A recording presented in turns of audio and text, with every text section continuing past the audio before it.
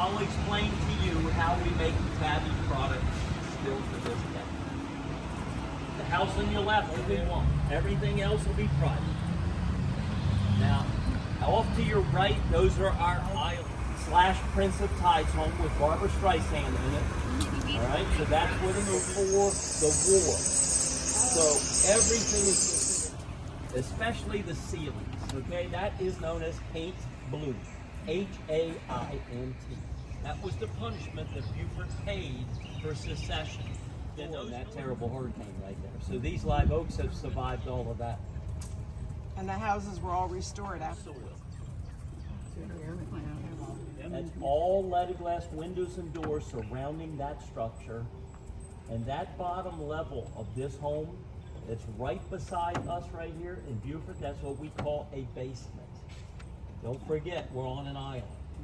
Right? So we don't do. They use this as a distribution point for medical supplies. They brought in ships filled with medical. Right. This is the last Victorian built here in 1901. Those are angel arm stairs coming down from both sides of the front hospitals. The inn that we're staying in has a hospital on it. A young family bought this about 2 years ago. They've been working on it ever since. Trust me when I tell you, when they bought this, it was close to being a teardown. It was all not nice. Keep your tea. Oleander tea. Straight ahead on your left, that is B.B. Sam's house. Now, it looks 6 months ago, and that looks like it's been picked up from 1800 and dropped on that location. So I was going to ask you, they have home tours? South Carolina was the first state to pull out of the Union. Now, I know your history books say the Civil War started with the first shots fired at Fort Sumter. Well, we're going to add a few pages to those books. Into the Civil War, General Sherman says he wants to visit the town for one night, wants to see Beaufort.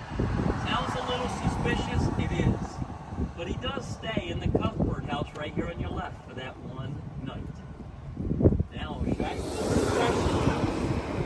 He ends the war 25 feet away from where the South started. That was the irony of his visit and why he stayed where he did. He was proving to the South they had wasted their time, their money, and their 17. So you've got some places.